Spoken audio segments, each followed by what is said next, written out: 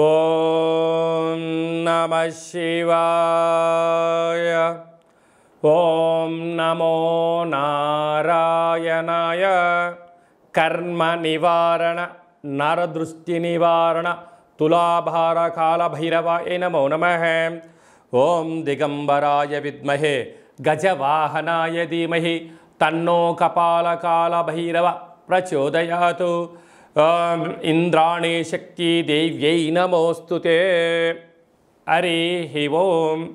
మా ఛానల్కి స్వాగతం. చూస్తున్న వీక్షకులకు ప్రేక్షకులకు ప్రియ కాల భైరవ భగవద్బంధువులకి స్వాగతం పలుకుతూ మమ్మల్ని ఎంతగానో ఆదరిస్తూ ఉండబడినటువంటి ప్రియ సోదర సోదరీమణులకు సనాతన ధర్మ సంరక్షకులకు జ్యోతిష్య అభిమానులకు గురువుల యొక్క ఆశీస్సులు అందరిపైన ఉండాలని అందరికీ శ్రీ కపాల కాళ భైరవ స్వామి ఆశీర్వాదాల చేత అందరూ నిండు నూరేళ్ల ఆయురారోగ్యాల చేత విద్యార్థులకు విద్య, ఉద్యోగస్తులకు వ్యాపారస్తులకు వ్యాపార ఆకర్షణ, ధనాకర్షణ కలిగి ఎవరికి ఎలాంటి కష్టాలు లేకుండా ఐశ్వర్యాన్ని, ఆనందాన్ని, కష్టపడే తత్వాన్ని ప్రసాదించాలని కాళభైరవ స్వామిని కోరుకుందాం.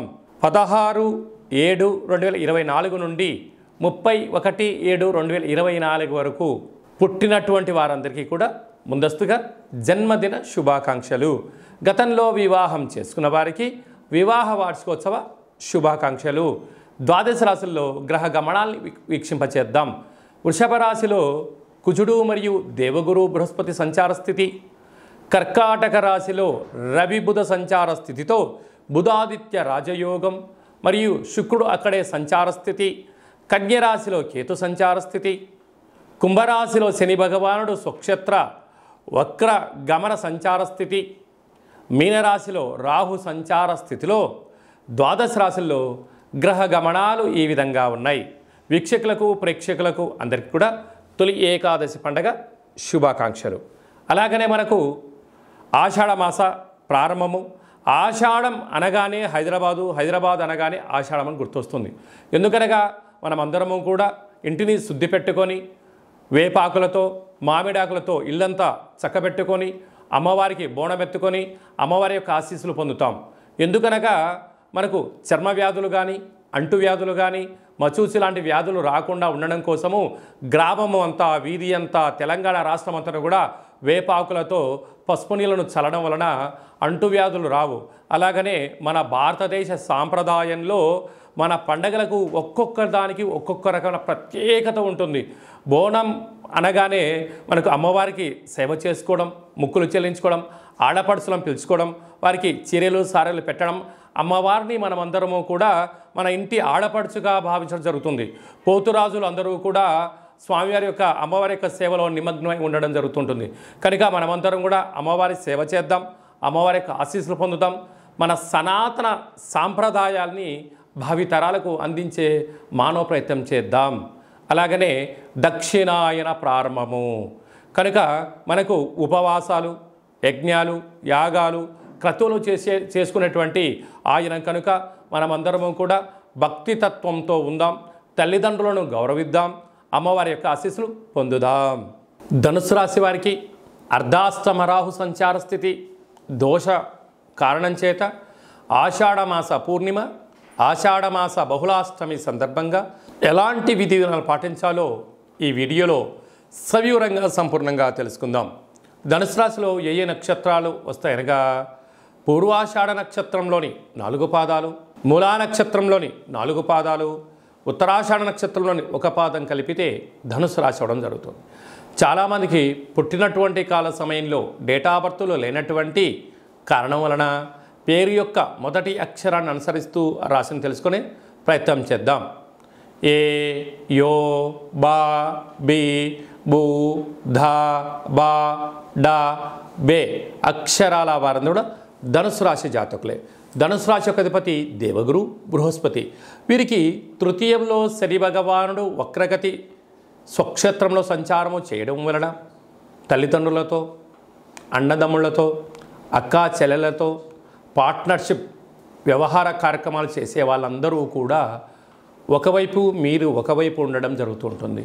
ఎప్పుడూ కూడా మీ ఎదుగుదల కన్నా మీ యొక్క ధనం, మీ యొక్క ఆనందం, మా సొంతం చేసుకోవాలని చెప్పి ఎప్పుడు వాళ్ళు తాతాహలాడుతూ ఉంటారు. కనుక వీలైనంత వరకు కూడా మీరు శత్రువులను పెంచుకునే ప్రయత్నం చేసే కన్నా, అంటే తేనె పూసిన కత్తి లాంటి మాటలు ఎలా వింటున్నామని మీరు ఒక్కసారి తెలుసుకున్నట్లయితే మీరు వీలైనంత వరకు ప్రతిదాన్ని కూడా స్పందించకుండా చిరునవ్వుతో వాటిని కొట్టేసుకుంటూ వెళ్ళిపోతూ ఉండండి. మాట్లాడారనుకోండి, మీరు ఇది మాట్లాడారని చెప్పి మమ్మల్ని పాయింట్అవుట్ చేస్తారు. చిరునవ్వుతో నవ్వుతూ వెళ్ళిపోయారనుకోండి, అది ప్లస్ఓ మైనస్ఓ ఎదుటి వ్యక్తికి అర్థం అవ్వదు. క్యూరియాసిటీతో విజయం మీ సొంతం అవుతుందని చెప్పి మీరు గమనించాలి. అర్ధాశ్రమ రాహు, మీ యొక్క శ్రమ వారికి ఎదుటి వ్యక్తి అవసరం లేదు, మీరు ఎంత కష్టపడ్డారో అనేది అవసరం లేదు. ఫైనల్గా శ్రమ మీది, ఫలితం పక్కవాడిది అన్న పరిస్థితి ఉంటుంది. ఎవరో కాదు, మీ ఇంట్లో బంధువులే, మీ స్నేహితులే, మీ సన్నిహితులే. మీ కష్టం కన్నా మీ యొక్క ఆదాయం వారికి కావాలి అని అనుకుంటూ ఉంటారు. కనుక దయచేసి అప్పులు ఇవ్వద్దు, అప్పులు రెండు తెచ్చుకోవద్దు. వీలైనంత వరకు మీరు ఏదైనా ఒక పని ప్రారంభించేటప్పుడు విజయం సాధించేంత వరకు మీరు మౌనంగా ఉండే ప్రయత్నం చేయండి.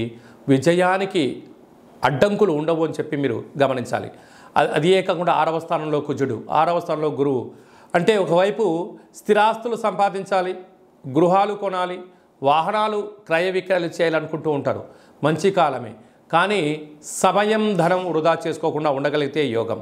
పోతే అష్టమ స్థానంలో ఆయుస్థానంలో రవి, బుధుడు, శుక్ర సంచార స్థితి ఉండడం వలన చిన్న చిన్న విషయాలను మీరు ఆవగింజను భూతత్వంలో చూస్తే అది గుమ్మడికాయలా కనపడుతుంది. కనుక అలాంటి విషయాలు మీరు పట్టించుకున్నట్లయితే నిద్రలేని రాత్రులు గడపడం, దీర్ఘకాలికమైన వ్యాధులు రావడం, అలాగనే శరీరంలో రక్తహీనత లాంటి కానీ, బ్రెయిన్ స్ట్రోక్ కానీ, నరాల బలహీనత కానీ వచ్చే అవకాశాలు చాలా అధికంగా ఉంటాయి. అదే కాకుండా దూర ప్రయాణాలు, జల ప్రయాణాలు, దూరంగా ఉండడం, నిప్పుతో, నీటితో, మాటతో, యంత్రాలతో, ఫోన్లతో, వాట్సాప్ స్టేటస్లతో మిమ్మల్ని కొందరు ముంచెత్తడము, మిమ్మల్ని మాయలో పెట్టే పని చేయడం జరుగుతుంటుంది. వాహన ప్రమాదాలు పొంచి ఉన్నాయి, తస్మాత్ జాగ్రత్త. ఇలాంటి కాల సమయంలో మనకు ఆషాఢమాసం అనగానే అమ్మవారికి బోనం కార్యక్రమాలు చేస్తూ ఉంటాం. కనుక ఒక ఎర్రటి గుమ్మడికాయలో కుష్మాండ దీపాన్ని ఏర్పాటు చేసుకొని ఇంట్లో నుంచి మేళతాళాల చేత అమ్మవారికి యథాశక్తిగా ఈ దీపాన్ని సమర్పించడం, గండ దీపాన్ని ఏర్పాటు చేయడం, కష్టాలు తొలగిపోయి ఐశ్వర్యానికి స్వాగతం పలుకుతారు అని చెప్పి గమనించాలి.